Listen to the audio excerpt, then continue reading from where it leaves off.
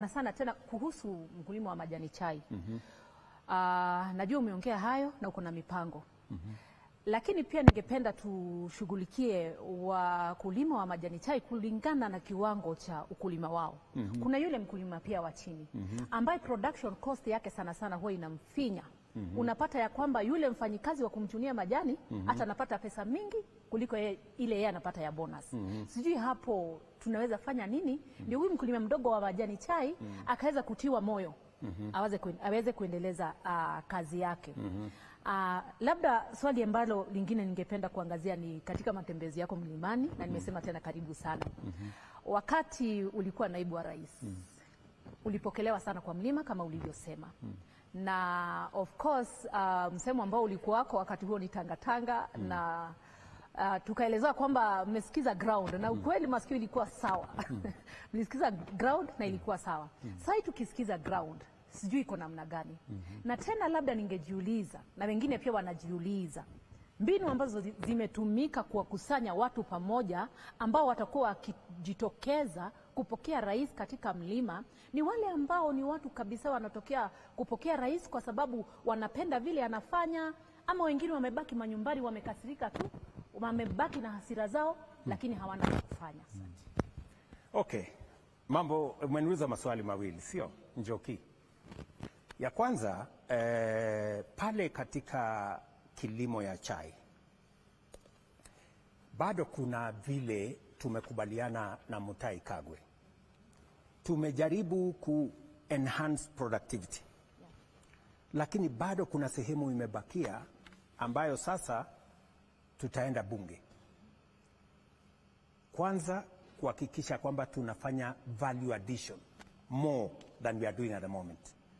Tatizo ya chai yetu, hata ingawaje tumepata mapato karibu bilioni 50 zaidi mwaka uliopita, ni kwamba sehemu kubwa ya chai yetu bado inauzwa kwa magunia. Na sasa tumekubaliana na stakeholders, nimeketi chini mwenyewe.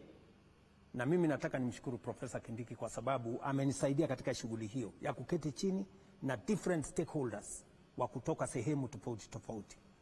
Na sasa tumekubaliana na wao vile tutakavyofanya katika finance bill ambayo inakuja kupunguza mambo ya ushuru kwa packaging material. Tuondoe ushuru kwa ile chai inanunuliwa kutoka kampuni hii mpaka kampuni hii for purposes ya kwamba ile bei ambayo tunapata ya chai yetu sio tu ile ya wholesale, lakini vile vile Ketepa na chai hizi zingine zote ambazo zinauzwa zikiwa processed, ambayo sasa bei yake ni kama mara 2 mara 3, pia tuweze kuenhance hiyo value addition. Nimekubaliana na watu wa KTDA ya kwamba sisi kama serikali tutawasaidia na shilingi bilioni 1 waweze kutengeneza another processing facility. Hii ya Ketepa iko Kericho. Sasa tutaanzisha ingine Nairobi. Na vile vile tunataka kuchunguza vile tutaanzisha ingine Dongokundu, ndio pale Mombasa. Ndio tuweze kuenhance ile common user facility ya mambo ya processing ya chai, ndio tuweze kuuza value added tea ambaye sasa itatupatia mapato zaidi.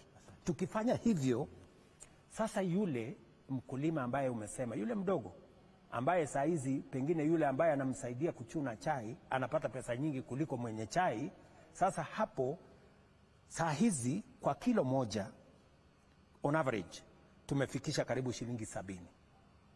Nia yangu in the next 3-4 years tunataka kuenhance mpaka iwe minimum price ambaye mkulima atapata kwa chai kwa kilo moja ni shilingi 100. That way we will make sure that even the low farmers who have low acreage pia wanapata mapato. Mekujibu hiyo. Mambo ya mobilization na wale wana mobilize na wale wanakuwa mobilized, hiyo ni mambo ya siasa. Na hiyo ni mambo ya siasa, itaendelea tu hivyo. Mobilization ni mambo ya siasa, huyu ana mobilize wa kukaribisha rais, wengine kuna wengine wana mobilize watu ya kupiga makelele, hiyo ni mambo ya siasa. kwamba vikundi zingine ambazo ni huwa wanaogopa ni kama zinaweza inuka kwa sasa. Sasa hiyo ni fitina ya siasa. Unajua hii siasa iko na ukarabati na fitina.